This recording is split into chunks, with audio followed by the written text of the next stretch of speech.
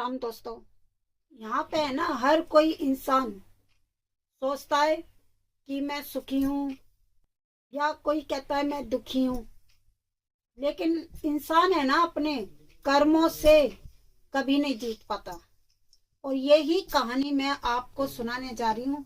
कर्मों पे आधारित है ये कहानी आज की। तो एक गांव था, तो मतलब ज्यादा बड़ा गांव नहीं था, छोटा सा गांव था।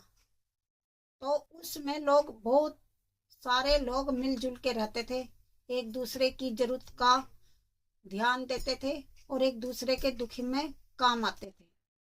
वहीं पे ही हरि किशन नाम का एक व्यक्ति था, जो मतलब अपने ही अहंकार में रहता था। वो इंसान किसी को भी देख के खुश नहीं होता था। जैसे ही पड़ोस में कोई अच्छी बात होती थी या खुशखबरी होती थी या किसी को काम मिलता था या शादी ब्याह होता था, तो वो हरि किशन नाम का व्यक्ति जा नहीं पाता था, सबसे ही चिढ़ता था। लोग बहुत परेशान हो गए। हर कोई लोग कहने लगे कि हम बात करना चाहते हैं, लेकिन ये बात करने को तैयार नहीं। एक दिन क्या हुआ, वो बीमार पड़ गया। तो जो गांव के लोग थे ना, उसके पड़ोसी, उसने कहा हरि किशन दिख नहीं रहा, ऐसे क्या बात हो गई। तो एक जना उसमें से, उनके पड़ोस का, उससे मिलने गया और उसका हाल चाल पूछने लगा और बोला, भाई क्या बात है, कोई दुख है या खाने को नहीं है तो हमें बताओ। उसने एकदम घमंड में बोला, इतनी गंदी भाषा में बोला कि मुझे तुम्हारी मदद नहीं चाहिए।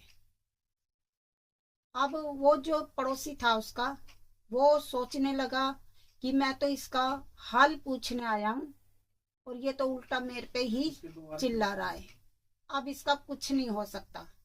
तो वो वापस आ गया। तो तीन चार जो दोस्त थे ना उसके पड़ोस के, वो आपस में बात करने लगे, अपनी अपनी औरतों से बात करने लगे कि भाई ये हरि किशन को क्या हो गया है, ये किसी को देख के खुश नहीं होता, पूजा पाठ नहीं करता, कभी भगवान का नाम नहीं लेता, कभी दान नहीं देता। और जबकि कोई खुशी की बात होती है या गांव में कोई प्रोग्राम होता है या पूजा पाठ होती है, ये हमेशा किलसता है, किसी को देख के खुश नहीं होता। कुछ दिन बाद क्या हुआ, वो ज्यादा ही बीमार हो गया। उसके पास खाने को नहीं था, क्योंकि वो किसी के हाथ का खाता भी नहीं था। लोग कहने लगे कि इतनी बुरी हालत हो गई है इसकी, हरि किशन की, अब क्या करें, यह हमसे खाना नहीं लेता, पानी नहीं पीता, क्या किया जाए।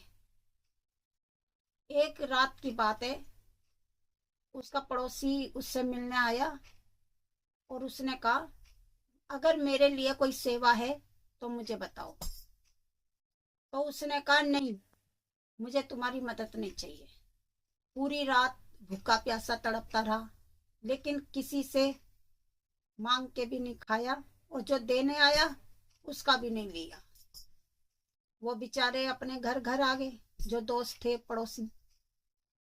सुबह हुई तो सब कहने लगे कि वो जो हरि किशन है वो गुजर गया। ये सुन के बहुत दुख हुआ। कहने लगे, जैसा भी था, बुरा था अच्छा था, हमारा पड़ोसी था। अब लोग कहने लगे कि भाई हम गांव के हैं, पड़ोस के हैं और भाईचारा है, अब इसका अंतिम संस्कार करना चाहिए। लोग इकट्ठा हो गए, सामान ले आए, अंतिम संस्कार की तैयारी करने लगे।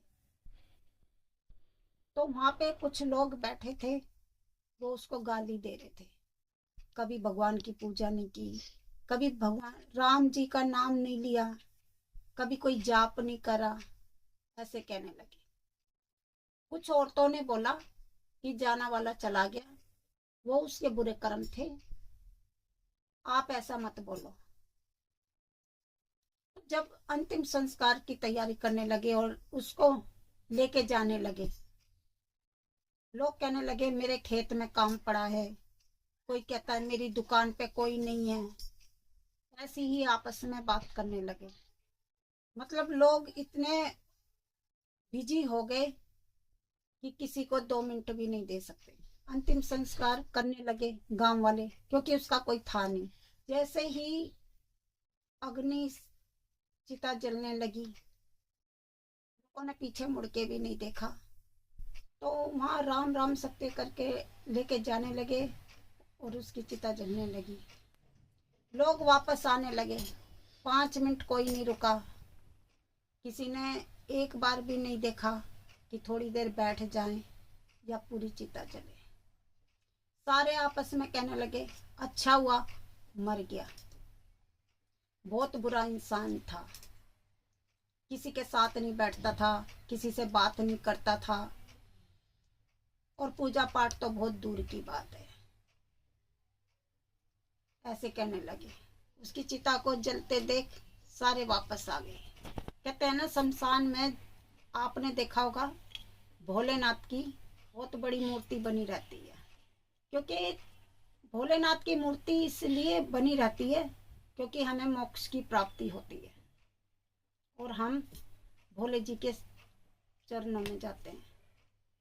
जैसे ही सारे उठ के जाने लगे, किसी ने भी नहीं देखा, तो माता पार्वती ऊपर से देख रहे थे और भोलेनाथ जी। माता पार्वती ने कहा प्रभु ये क्या हो रहा है, इंसानों में थोड़ा सा भी दया धर्म नहीं है। वो अभी उसकी चिता शांत नहीं हुई, जली भी नहीं है, और सारे के सारे वापस चले गए, कोई रुका भी नहीं। और कितनी गंदी गंदी गाली दे रहे हैं इसको बेचारे को कि इसको नरक मिलेगा, कभी इसने पाप कमाया है या किसी से बात नहीं करी। ऐसे बोलने लगी माता पार्वती। तो भोलेनाथ ने कहा पार्वती ये इसके कर्मों का लिखा जोखा था जो इसने इन लोगों के बीच में रह के पाया। सब चीज कर्मों से ही मिलता है, और इसके कर्म तो इतने अच्छे हैं ना, इसने सारी जिंदगी पूजा पाठ नहीं करी, लेकिन जब इसको लेके आए यहाँ पे और राम राम सत्य कह रहे थे, तो इसको तो स्वर्ग ही मिल गया। क्योंकि राम का नाम बहुत एक बड़ा नाम होता है जिससे हमारी आत्मा को शांति मिलती है, हमें मोक्ष मिलता है।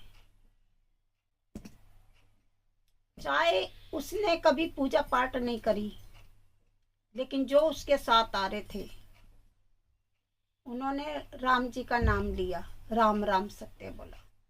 श्री राम में इतनी शक्ति है, उसके पापों का अंत हो गया। मतलब कोई कुछ भी कर ले, अपने कर्मों का हमें भोगना पड़ता है। तो इस कहानी से ये शिक्षा मिलती है हमें, चाहे हमने राम जी का नाम नहीं लिया, लेकिन जब हमारी अंतिम विदाई होती है ना, और जब राम राम सत्य बोला जाता है, समझ लो हमें मोक्ष प्राप्त हो गया और हमें मुक्ति मिल गई। इस कहानी का यही सबक मिला है। कुछ भी हो, अच्छे विचार रखो, एक दूसरे से मत चिढ़ो। जितना भी हो, एक बार अपने भगवान का नाम ले लो, और जितना भी हो, अगर तुम्हारे पास थोड़ा है या ज़्यादा है, किसी गरीब को खाना खिला दो या 2 पैसे दान कर दो। ये ही दान हमारे साथ जाता है और हमें मोक्ष की प्राप्ति होती है। इसी कहानी के साथ बोलिए जय श्री राम।